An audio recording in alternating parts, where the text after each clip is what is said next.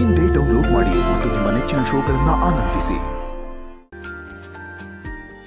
ಶಿರೋ ಅಜ್ಜಿ ಮನೆಗೆ ಬಂದಿದ್ದಾರಾ?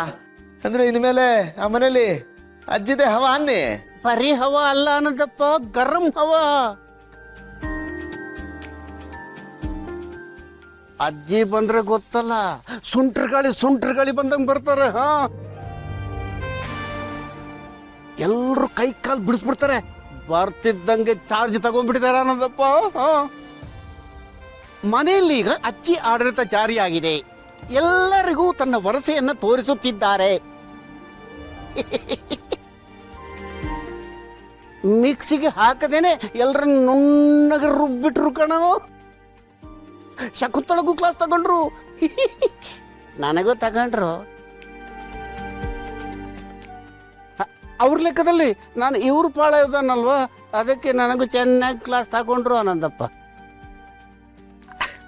ಏನ್ ಮಾಡಕ್ಕಾಗಲ್ಲ ಅಂಕಲ್, ಇವ್ರು ಹೀಗೆ ಅಂತ ಒಂದ್ಸರ್ತಿ ಸೀಲ್ ಬಿದ್ದುಬಿಟ್ರೆ ಅದನ್ನ ಒರೆಸ್ಕೊಳಕ್ ಆಗಲ್ಲ.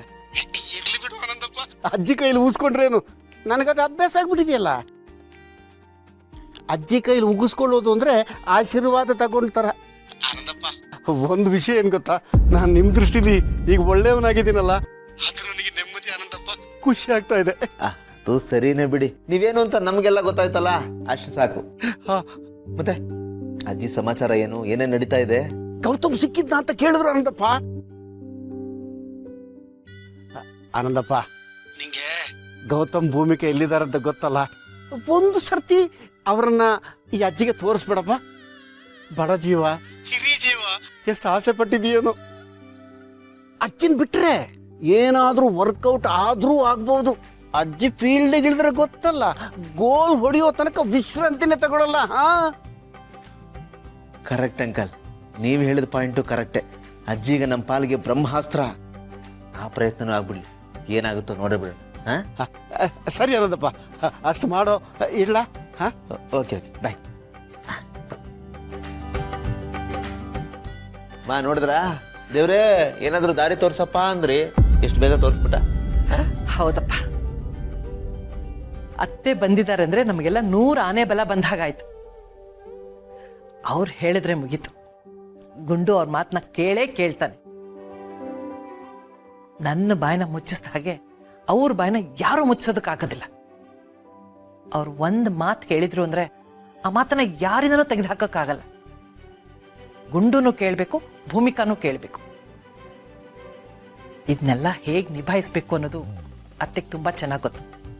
ಇದಕ್ಕೊಂದು ಏನಾದ್ರೂ ಉಪಾಯ ಅವ್ರು ಮಾಡೇ ಮಾಡ್ತಾರೆ, ನೋಡ್ತಾ ಇರು. ಅಂದ್ರೆ ಈಗಿರೋ ಸಮಸ್ಯೆ ಏನಪ್ಪಾ ಅಂತಂದ್ರೆ, ಬೆಕ್ಕಗೆ ಯಾರು ಹೇಗೆ ಗಂಟೆ ಕಟ್ಟೋದು ಅಂತ.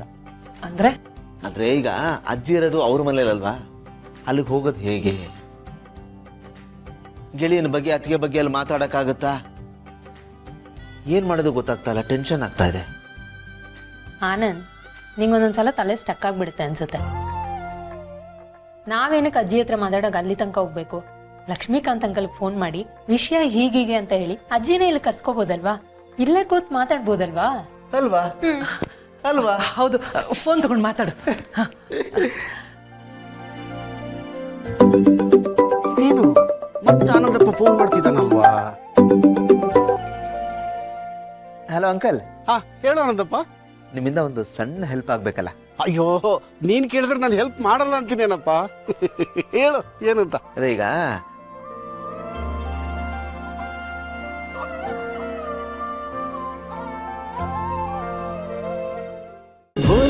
ಅಮೃತಧಾರೆ, ನನ್ನ ಅಮೃತಧಾರೆ.